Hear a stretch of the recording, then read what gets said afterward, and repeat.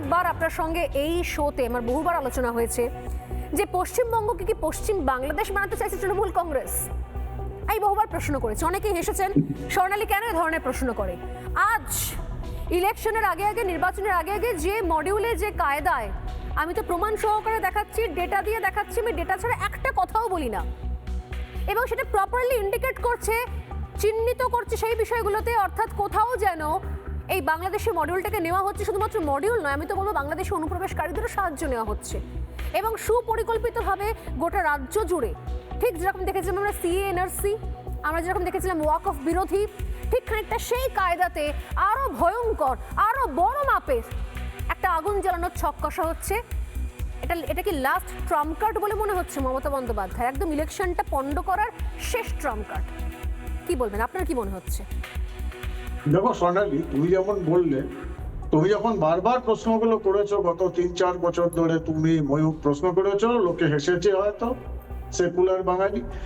যখন আমি উত্তরগুলো দিয়েছি, বারবার করে আমরা 3-4 বছর ধরে চিৎকার করে যাচ্ছি যে পশ্চিমবঙ্গ সাংঘাতিক বিপদের মুখে, আমরা আগ্নেয়গিরির শিখরে বসে পিকনিক করছি।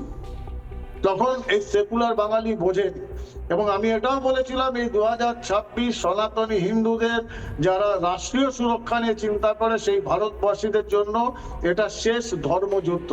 এই যুদ্ধে যদি আবার এই রোহিঙ্গা, এই জিহাদি, এই দুর্বৃত্ত তৃণমূল ফিরে আসে, তাহলে কিন্তু পশ্চিমবঙ্গ ধ্বংস হবে। এটা পশ্চিম বাংলাদেশ হবে, কেউ ঠেকিয়ে রাখতে পারবে না। প্রশ্ন হচ্ছে, তুমি জানো, আমি জানি, সবাই জানে, কেন্দ্রীয় সরকার জানে না? কেন্দ্রীয় সরকার কেন এখনো চুপ করে বসে আছে? এই যে এটা তো কেন্দ্রীয় সরকারের সাংবিধানিক দায়িত্ব।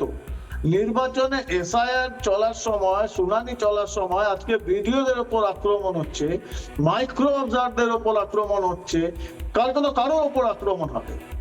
তাহলে নির্বাচনটা হবে কি করে? নির্বাচনটা তো আমাদের একটা গণতান্ত্রিক পদ্ধতি, তার একটা অন্যতম গুরুত্বপূর্ণ স্তম্ভ। কারণ এই যে জিহাদিদের রানী বসে আছেন ক্ষমতায়, আর জিহাদিদের যুবরাজ, তারা জানে যদি এবার ফ্রি অ্যান্ড ফেয়ার ইলেকশন হয়, তাহলে তৃণমূল দলটি মুছে যাবে, এবং তারপরে এদের স্থান হবে শ্রীঘরে পিসি ভাইপোকে হাতে ওই স্টিলের মকরমুখী বালা পরিয়ে নিয়ে যাওয়া হবে। এটা সারা জানেন, এবং এটা যে এরা করবেন, এই জিহাদিদের আনলিশ করে দেওয়া হবে, বন্ধন মুক্ত করে লেলিয়ে দেওয়া হবে, সেটা তো খুব স্বাভাবিক।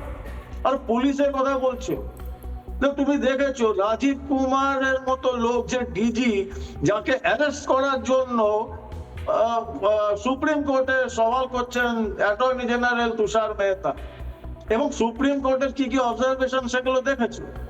যে রাজনৈতিক দলের জন্য কোন কেন্দ্রীয় এজেন্সি সৎভাবে কোনো গুরুত্বপূর্ণ তদন্ত করতে পারবে না, এটা কি করে হয়?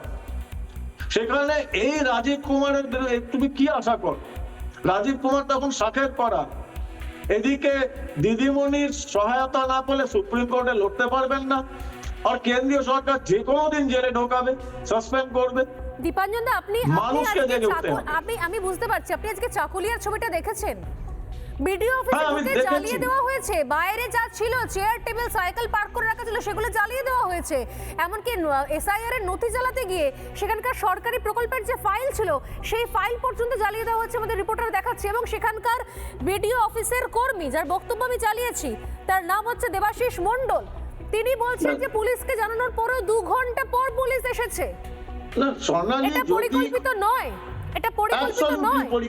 অ্যাবসলিউটলি পরিকল্পিত। তুমি যদি এর ছায়া দেখো, আমি খুব অবাক হব না আগামী মাসখানেকের মধ্যে যদি পশ্চিমবঙ্গের সীমান্তবর্তী জেলাগুলোতে যেরকম গোদরা কাণ্ড ঘটেছিল, গাড়ির দরজা বন্ধ করে ট্রেন সমেত জ্বালিয়ে দিয়েছিল সনাতনী হিন্দুদের, সেটা আসবার সময় হয়ে এসেছে। এটা আমরা বারবার বলেছি যে সিদ্দিকুল্লাহ চৌধুরী, হুমায়ুন কবিররা যে ধমকি দিচ্ছে, সেটা ফাঁকা আওয়াজ নয়, কারণ তার পেছনে রয়েছে জিহাদিদের রানী, জিহাদিদের যুবরাজের বরাবর।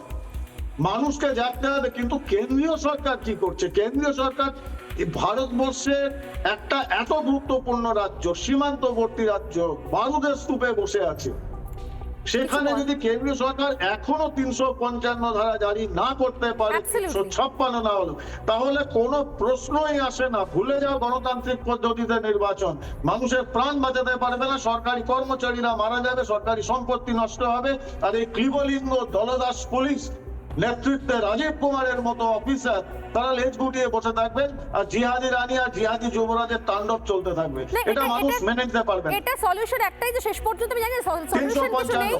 যদি এভাবেই চলতে থাকে 355 তাহলে পশ্চিমবঙ্গ ছেড়ে আমাদের পালাতে হবে, আর পশ্চিমবঙ্গটা সত্যি সত্যি সেকেন্ড কাশ্মীর বা আরো ভয়ঙ্কর কিছু হয়ে এখানে পড়ে থাকবে, একটা দুর্ভেদ্য দুর্গ হয়ে যেখানে ঢোকা যাবে না, ঢুকলেই পাথর খেতে হবে, ঢুকলেই আগুন আমরা- জ্বালিয়ে পুড়িয়ে দেওয়া হবে। না না আর সোনালী, কিছু আমরা বলার নেই, আর পালাবো আমার না। সিরিয়াসলি আর কিছু বলার নেই। সোনালী, আমরা পালাবো না, আমরা কাশ্মীরি ব্রাহ্মণ পণ্ডিত নই, আমরা রুখে দাঁড়াবো, পাল্টা মার মারবো এবার।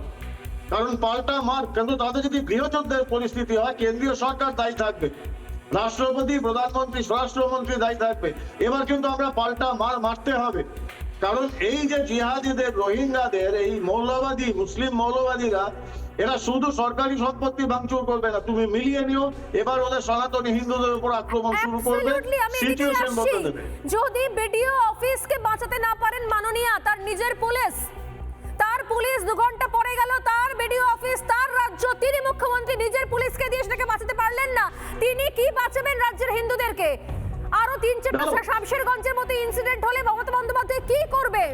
কিছু বলার থাকবে না, কারণ এটা উনি হয়তো চাইছেন তাই হচ্ছে। আমি আসছি আপনার কাছে এই মুহূর্তে আরো একটা খবরে নজর রাখি।